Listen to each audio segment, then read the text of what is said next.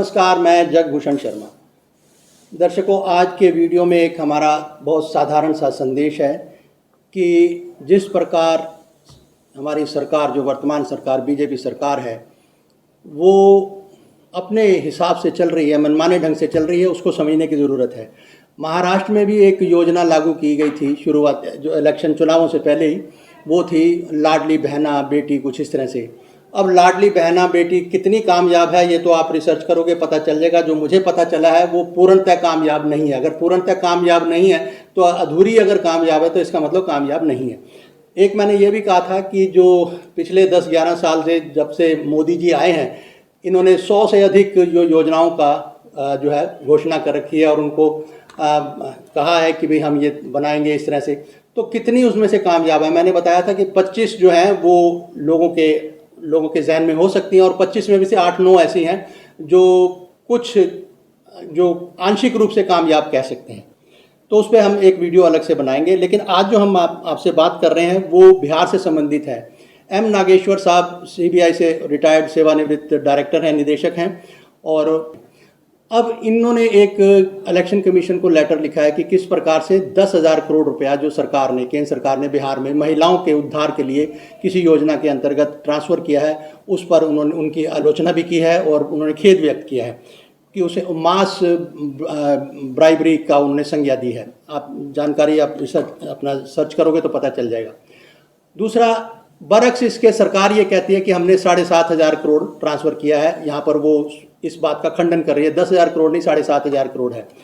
चलो, जो कुछ है ये तो आंकड़ों का मामला है, लेकिन हमने समझना है राजनीति का खेल। राजनीति का खेल यूँ समझना है कि महाराष्ट्र में जब हुआ था तो लाडली बहना, जब वहाँ के विधानसभा चुनाव थे, तो लाडली बहना या बेटी जो भी स्कीम लागू हुई वो कितनी कामयाब हुई हमने आपको बता दिया। 1,500 रुपया इन्होंने देना था। अब सवाल ये है कि समझना, जो संदेश है वो समझना है, समझना मतदाता ने है। 1,500 रुपया पर मंथ का कब तक देगी सरकार और क्या इससे कितना उद्धार होगा, ये समझने वाली बात है। अगर इसी प्रकार 75 लाख जो महिलाएं हैं बिहार की, उनको रोजगार के लिए 10,000 रुपया अगर मान के लें कि प्रति महिला के अगर वो देती है सरकार, तो 10,000 में कौन सा रोजगार स्थापित हो सकता है, आप सोचें। और अब आ जाइए कि तुलनात्मक आबादी कितनी है बिहार की। बिहार की आबादी है लगभग 13 करोड़ से ज़्यादा है, यानी अगर 11 के बाद नहीं हुई बल्कि। तो अब इन हालात में हम जो है जी रहे हैं, तो आबादी की जो अभी भी अनुमानित आबादी है वो 13-13.5 करोड़ की है, जो बिहार की है। इसी प्रकार अगर हम महाराष्ट्र की देखें तो वो भी 12-12.5 करोड़ है। महाराष्ट्र में भी जो कुल जनसंख्या का 50% महिलाओं का है। और इसी प्रकार अगर इसकी बात करते हैं हम बिहार की, तो बिहार में भी जो महिलाएं हैं वो आधी, जो आबादी की लगभग आधी महिलाएं ही हैं। और अगर इसके बरक्स इसके हम मतदाताओं की अगर संख्या की बात करें तो वो 7 करोड़ 24 लाख के करीब है, या थोड़ा बहुत और ऊपर नीचे हो सकते हैं। और इन मतदाताओं की संख्या में भी लगभग आधा जो है वो किसका है, महिलाओं का है। अगर जनसंख्या के हिसाब से बात करें तो 6-6.25 करोड़ की आबादी महिलाओं की बैठती है, और मतदाताओं के हिसाब से करें तो 3.5 करोड़ के करीब तो भी महिलाओं की बैठती है। अब दोनों का रेशो निकालते हैं हम। 6 करोड़ 6.25 करोड़ की आबादी हो गई कुल संख्या की। मतदाताओं की भी अगर कुल संख्या 7.25 लाख में, उसमें से भी महिलाओं की करते हैं तो वो बैठती है 3-3.25 करोड़, 3.5 करोड़ जो भी है। अब 75 लाख महिलाएं ये कह रहे हैं कि हम 75 लाख महिलाओं को वो करेंगे, जो इनका उद्धार करने की बात है, जो भी योजना इन्होंने महिलाओं के हक में बनाई है। अब सवाल ये है कि भाई कितने प्रतिशत बैठता है। अब देखना ये है कि सरकार द्वारा चलाई जा रही जो महिला कल्याण योजना है बिहार में, उसको समझने की ज़रूरत है। बिहार की जो कुल आबादी है वो लगभग 13.25 करोड़, 13.5 करोड़ अनुमानित है, ये कुछ ज़्यादा ऊपर नीचे हो सकती है। इसका जो आधा है 13-13.25 करोड़ का, वो महिलाओं का ही है, तो वो आप समझ लीजिए कि 6.5 करोड़ बैठेगी। इसके बरक्स जब हम मतदाताओं को देखते हैं, हालांकि एसआईआर में बहुत सी खामियां पाई जा रही हैं। अक्टूबर माह के पहले सप्ताह सुप्रीम कोर्ट में इसका कोई निर्णय आने वाला है, वो देखा जाएगा। लेकिन फिलहाल जो मतदाताओं की संख्या है वो 7.25 करोड़ के करीब है। तो कुल आबादी का लगभग आधा यूं कह लीजिए कि मतदाता है, और इस मतदाताओं का भी कुल आधा जो है यानी 3.5 करोड़ के करीब वो भी महिलाओं का है। अब दोनों के अनुपात को हमने समझना है, यानी कुल आबादी में 50% महिलाओं का अनुपात, और तो उसमें से आप देखेंगे कि 11.54 जो है ये अनुपात निकलता है। इतने प्रतिशत 6.5 करोड़ आबादी की जो महिलाएं हैं उनका 11% महिला 11.5% महिलाओं को ये लाभ पहुंचेगा। एक बात तो ये। इसके विपरीत अगर हम देखते हैं जो कुल मतदाता हैं उनकी संख्या तकरीबन 7.25 करोड़ के करीब है, उसका आधा भी महिलाओं का है। तो उसकी अगर रेशो हम देखते हैं 3.5 करोड़ के आसपास, तो 21.43 बैठती है। इन दोनों का अनुपात 21.43 का यानी 21.43 एंड 11.54, इन दोनों को अगर हम जोड़ते हैं, इनका अनुपात निकालते हैं, तो वो 16.5% के करीब, यानी कुल महिलाएं जो है, चाहे मतदाता के सूरत में देखें या आबादी के सूरत में देखें, तो 16.5% आबादी को महिलाओं की, केवल महिलाओं की, ठीक है जी, वो लाभ मिलने वाला है। कितना मिलेगा, कब तक मिलेगा, ये अलग से सवाल है। ठीक है जी, इसको हमने समझना है।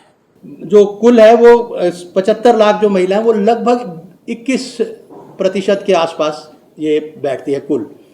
अब दोनों को हम रेशो निकालते हैं तो 10,000 रुपये से कितना उद्धार होगा ये हमें सोचना है, ये समझना है। और ये फिर मैं बात कहता हूँ कि जो राहुल गांधी ने एक ड्राइव को जो है छेड़ी है, जो वोट चोरी की, इसको समझने की ज़रूरत है कि किस प्रकार से लगातार कोई जीतता है तो क्यों जीतता है, किस तरह से जीत सकता है।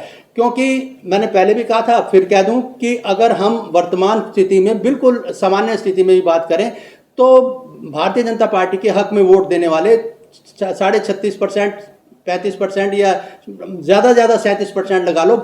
ये मेरा कथन नहीं है, जाति कथन नहीं है, ये सारे वो आंकड़े हैं। तो ऐसे में लगातार पौं 12 होना एक पार्टी की, तो एक अपने आप में बहुत गंभीर सवाल जो है खड़ा करता है। तो ऐसे में हमें सोचने वाली बात ये आ जाती है कि हम समझें तो समझें कैसे। तो इसका ये संदेश जो हम देना चाह रहे थे कि आप सोचो कि ये किस प्रकार की नीति है।